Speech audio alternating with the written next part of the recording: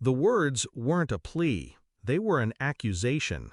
My parents stood in the kitchen, voices raised, faces twisted with disappointment.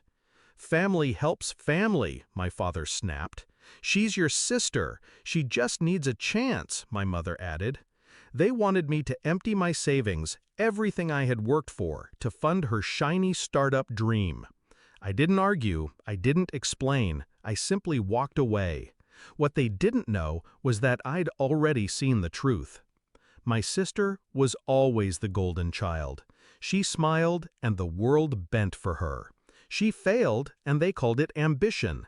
She lied and they called it charm. Me, I was the responsible one. The one who worked quietly, never complained, never demanded. The one who filled the gaps she left behind.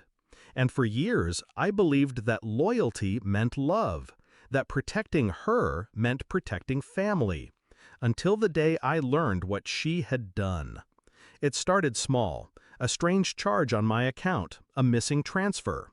I checked, verified, watched. Then the pattern emerged, slow leaks, quiet withdrawals, hidden under layers of manipulation. She was stealing from me. Not once, not twice, for months.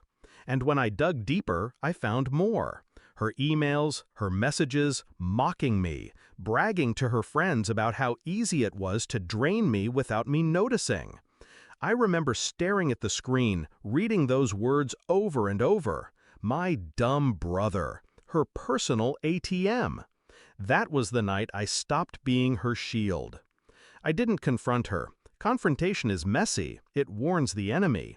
No, I chose patience. I chose silence. I chose strategy. I closed every account she touched, built walls around my money, moved my savings into places she couldn't reach. But I left the surface untouched. I let her believe the vault was still open. Because the greatest satisfaction isn't just protection, it's timing. When she came with her pitch, it was almost theatrical. PowerPoint slides, fake investors, empty promises wrapped in buzzwords. And my parents, of course, believed every word. "She just needs funding to start," they said. "She's counting on you." I refused. Calm, direct. The first no they had ever heard from me. That was when they snapped. That was when they yelled, "How dare you refuse to help your sister?" And I walked away, because the game had already begun. Her startup account? Frozen. The partner she bragged about? Informed of her theft. The documents she forged? Forwarded to the authorities. One by one, every illusion she built unraveled. Her empire of lies collapsed before it even stood. This morning, my phone rang. My mother's voice shook. "They're investigating her. Banks are asking questions. Your sister is in trouble. Did you know about this?" I said nothing. Let silence answer for me. An hour later, the doorbell rang. And there she was, my sister, once golden, now pale, frantic, stripped of her crown. Her voice cracked. "Help me, please, just this once." I looked at her, at the trembling hands that had stolen from me, at the eyes that once looked at me like a brother, but had seen me only as prey. And I felt nothing. No rage, no pity, only clarity. "You already had my help," I said. "You chose to steal it." Her face crumbled.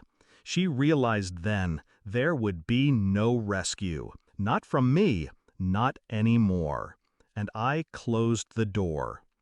Now, as I sit with my coffee, the house quiet, I think about the night they screamed at me.